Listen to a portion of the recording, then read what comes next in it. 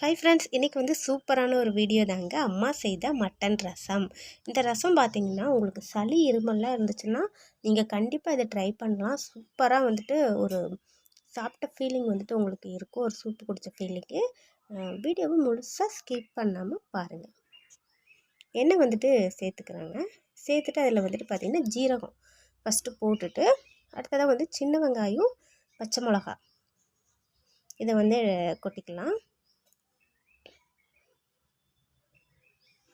பூண்டு வந்து பார்த்திங்கன்னா இடிக்கல்ல வச்சு 1-2 தட்டி வச்சுருந்தாங்க, அதையும் வந்து சேர்த்துக்கலாம். ரொம்பவே ஈஸியாக இருக்கும்.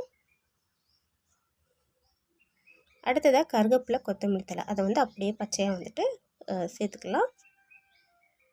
அப்புறம் வந்து தக்காளி, ஒரு தக்காளி பாருங்கள் எப்படி வதக்குறாங்க அப்படின்னு.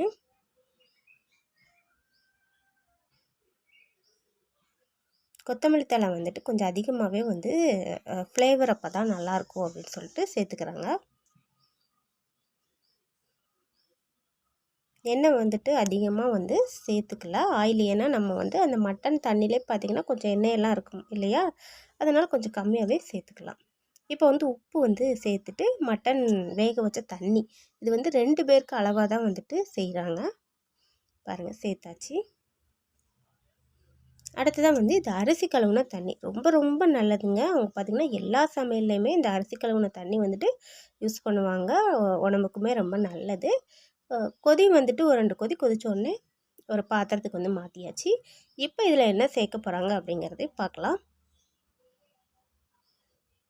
மிளகு வந்துட்டு கல்லில் வந்து நல்லா வந்து நுணுக்கிக்கலாம்.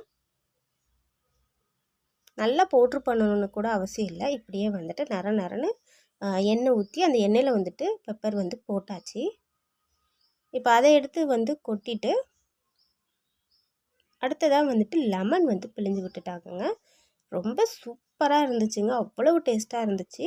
நீங்களும் ட்ரை பண்ணி பாருங்கள். என்னோடய வீடியோ பிடிச்சிருந்தா ப்ளீஸ் லைக் பண்ணுங்கள், மறக்காமல் சப்ஸ்கிரைப் பண்ணி பக்கத்தில் இருக்கிற பெல் பட்டனை கிளிக்கோங்க.